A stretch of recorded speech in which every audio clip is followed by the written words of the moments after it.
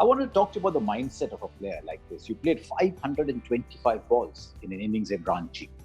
In that series in Australia, you played 1,258 balls. What is this patience that comes? Can it be taught? Is it something that's just part of you from when you were a child? I mean, you scored a triple hundred when you were 13 years old. Is it just inbuilt? Can it be taught? How does that work? Uh, Usually it's inbuilt. It can be taught, but it's just the mindset which has to be really, really positive, and you have to be really calm as a person, because how much ever you are confident, at the same time, what you need to understand is whatever is going around you, you just have to switch off from it completely, because you don't need to look at the scoreboard, you don't need to look at the opposition bowler, as long as you understand that there will be a time when you will be able to accelerate or you will be in command. You just need to wait for that time. And for me, it came with the experience of playing junior cricket, playing for Saurashtra, at times in a difficult situation. So I realized that I there have been many test matches where I got off to a very good start, but most of the times I take a little bit of time, but from within, I know that if I'm there, I'll be able to make up for it. And one has to understand their own game.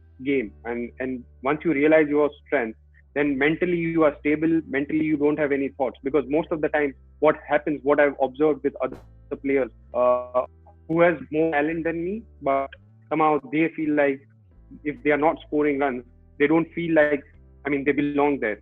They want to do something, they want to try something which is not required in test format. You're hungry as well. I mean, you're a hungry player.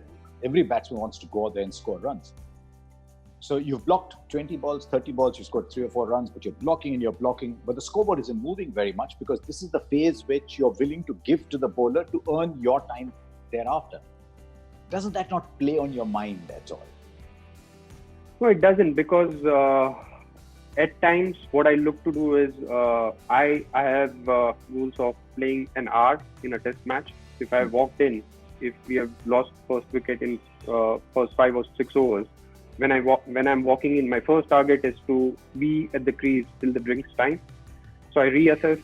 I get a little bit of time to reassess that how the pitch is behaving. You talk to your partner. You realize that there's a little bit of help for the bowlers, and then you speak to them about building partnership. So then I move on to lunch time, and if I'm there till lunch, most of the games I'm really, really confident that I've played first session, I've played till lunchtime. Now next 2 sessions, at some stage I'll start capitalizing. It could be in first hour after lunch, it can be second hour after lunch, but usually, if I'm there till lunch, I'm very confident that I'll score 100 at the end of the day.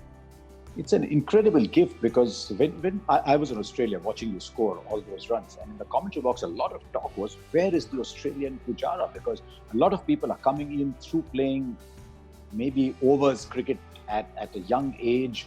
They're being taught, come on, get a move on, play the big shot. Where is the Aussie Pujara? So, it must be a different feeling to be that kind of person. And yet you won India the series. Was the objective to tire out the bowlers? Did you get tired yourself? Because that series is going to be a case study on how to win a series. Yes, there was a stage where mentally and physically I was tired, but thanks to my routine and I do prayer and yoga regularly, which allowed me to stay away from negativity. Where if you are tired mentally, it's a thought process. Although you are tired physically, but it's still a thought. If you start thinking positively that yes, you are tired, but you have done a good job for the team, then you are still fresh for the next game, and there is a lot to play for in the next test match. So at the end of second or third test match, I was under a lot of pressure. I was really tired physically and mentally, but I kept on doing that routine. And when the time came in the fourth test match, I was actually looking forward to it. So there are times where situations are difficult, but one has to stick to the routine. I'm a strong believer in sticking to a routine, following the processes which I do regularly. And if I keep doing that, I get some power. I don't know from where, but it could be spirituality, it could be the routine which I'm following. I mean, I don't have answer for that, but I feel that if I keep doing the right thing over a period of time, I get the energy, I get the positivity.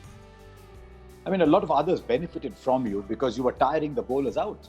The bowlers were coming back for the third spell, fourth spell, which they wished they didn't need to. They were coming back on day 2. They were tired going into the next test match. How do your teammates react to that? Is there pressure from the non-strikers sometimes? Chal yaar, thoda badhate hain. Has there ever been Not pressure? at all. See, the good thing about this Indian team is each and every player has a different role. So if I'm batting with Rohit Sharma, I mean, I know his mindset or the way he wants to approach is to play positively. So even if if there's a fast bowler bowling and he might go over the covers and he'll hit it for a 6, which I'll never think about as a non-striker. Or if a spinner is bowling, for example, when Mayank Agarwal came in the second or third test match, and he started taking on Nathan Lyon. So my strategy is different, his strategy is different, but we had an understanding that he will want to go over the top. I might play down the ground. So there's an understanding, and there is no pressure from the non-striker because they will continue playing their normal game. But if we are not losing wicket, there's a partnership building. So I think even as a team, we were very confident when there was a partnership going on. For us, the most important thing was partnership in that particular tour. Because first test match, we realized that we kept losing too many wickets. But when there is a partnership, we wanted to make sure that we try and build it up. If it's a 50 or 70 run partnership, our target was to at least get to 125, 150, whatever is possible.